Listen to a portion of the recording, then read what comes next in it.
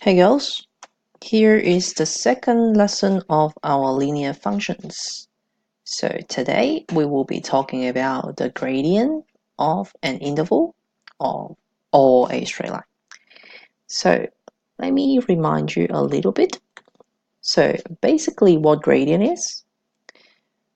Gradient of a line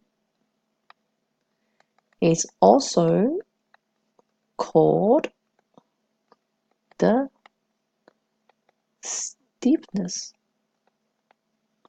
or slope.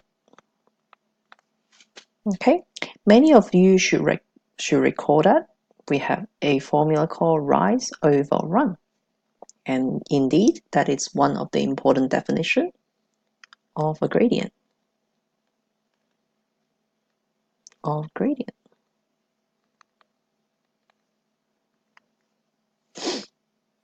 Imagine if we have point A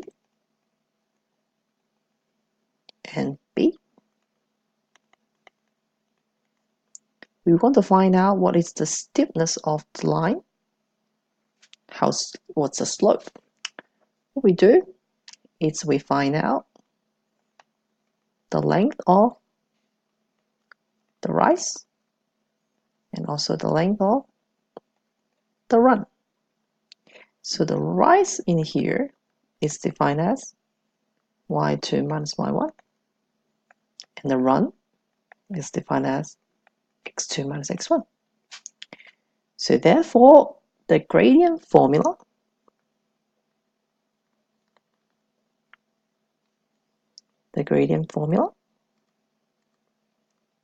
now we always use the lowercase m for gradient. Remember, uppercase is for midpoint. It's y2 minus y1 over x2 minus x1, which is rise over run. Okay, and very straightforward. However, we also have positive or negative gradient. Now, how do we actually recognize this is we always read the line from left to right. So if from left to right, if it's going upward, then it has a positive gradient.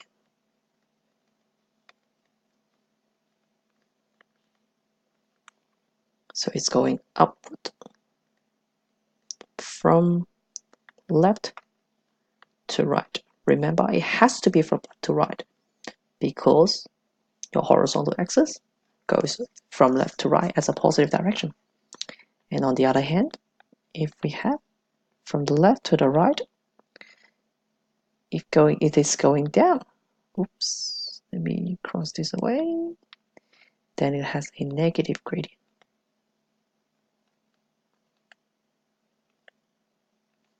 So it's downward from left to right. Remember, it has to be from left to right. Okay, so therefore this is positive, this is negative. Okay, how do you find out the gradient? We have another important definition.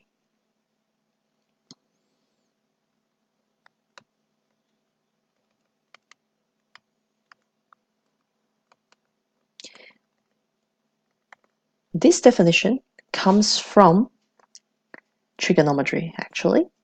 So we define the gradient as the tangent value of the angle of inclination of the straight line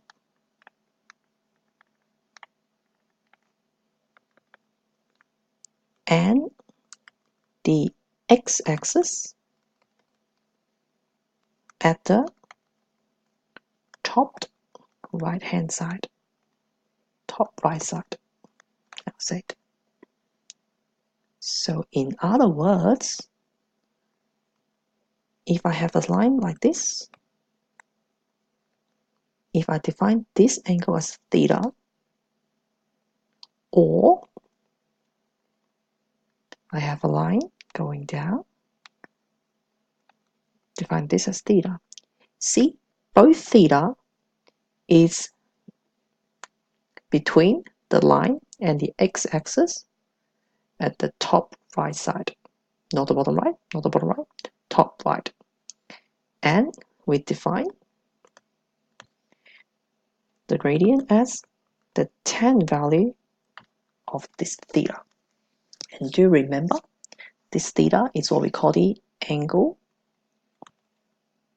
of inclination.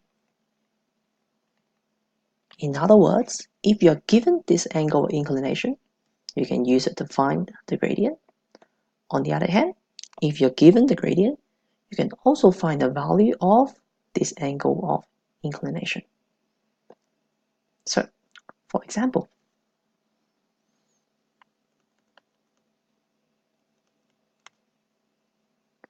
if a straight line L has a gradient of, let's say 4, find the angle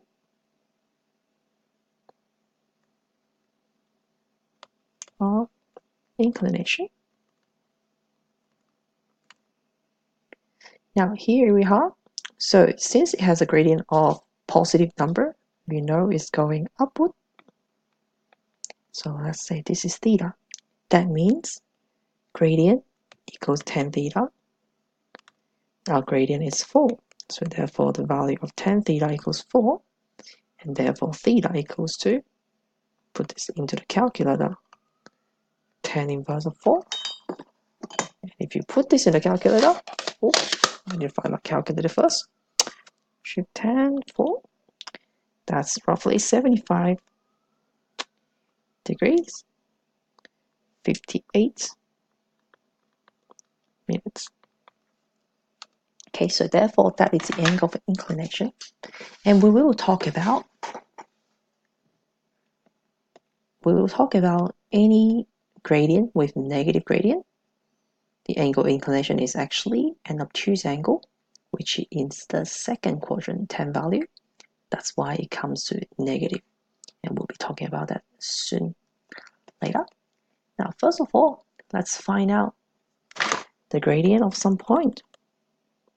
Now, we no longer need to draw the diagram to actually find out the right angle triangle, because we've done that before. And for example, find the gradient of AB if A is -5, -2, and B is 3, 2. So do you remember, it's rise over run. It doesn't matter which one you make it as x1 or y1, x2, y2. As far as you follow the same order, it's fine. I simply just use the second one then. 2 minus -2. And then the other one has to be 3 minus 5. Oh, sorry, -5. That should give you 4 over 8, which is half. Okay, very straightforward. We'll be talking about more about gradient later on, but here you go. So let's do a few more.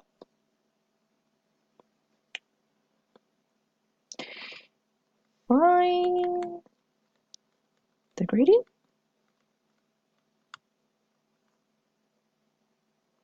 if the angle of inclination is, let's say, 45 degrees. Easy. So do remember, gradient equals to tan 45. So both of them are valid definition of gradient. depends on the questions. If the question is given the coordinates of 2 points, of course you use rise over run. If the question is talking about angle of inclination, you need to consider the tangent value of the angle. And in this case, m equals 1, because I know tan 45 is 1. Okay, so on the other hand, now here is another little challenge question about the angle of inclination. Let's take a look. Let's take a look.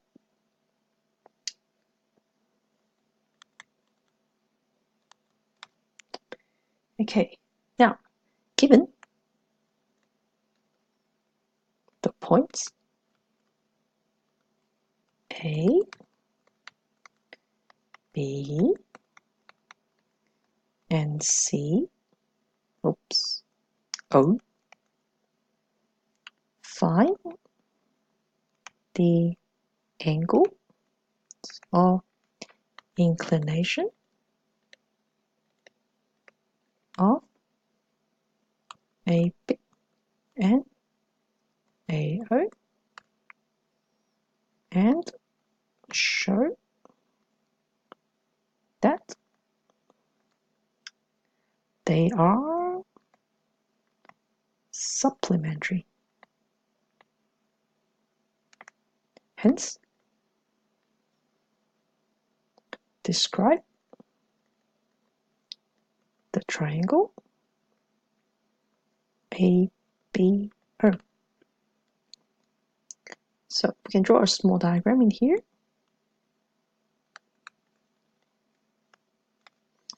-3 and 5 is roughly, well, there, -3 and 5. B is roughly in -6 and 0, so -6, 0, which is here. That is B. And we're going to talk about this triangle. Oh, cool. So let's take a look. Because we are given all the points now, so to find out the angles of inclination, we need to find out the gradient first. So the gradient, oops, now we have more than one gradient in this case, so therefore I use the same deal before. I put subscript underneath the gradient symbol. So the gradient of AB is, let's look at these two coordinates, 0 minus 5 over -6 minus -3. So therefore we have -5 over -3, which is 5 over 3. And now here, if the gradient is 5 on 3, that means the angle of inclination is equals to tan inverse 5 on 3. Do you remember? Here tan theta is equals to 5 on 3. And if you put in the calculator, it will roughly give you 59 degrees. That means this angle here is 59 degrees. Remember the line and the x-axis on the top right side. Top right side. Okay. Now, on the other hand, gradient of AO in this case is, oh, this is easy because origin has 0 and 0. 0 minus 5 over 0 minus -3. -3. That will give you -5 on 3. However, here's the thing. If you put this number into your calculator, your calculator actually will tell you it's -59 degrees. But in a triangle, there's no such thing as -59 degrees. So how does that happen? Because what it actually reflects, this tan value, is reflecting this angle. This is an obtuse angle, which means it's in the second quadrant. Second quadrant, except for sine, both tan and cos, they will have negative values. So in other words, the angle of inclination, because when you put this into the calculator, tan inverse -5 on 3 will not give you the answer because it will tell you it's -59. So the angle of inclination we actually need is 180 minus this angle. Oops, sorry, plus. That would be 180 minus 59 degrees, which is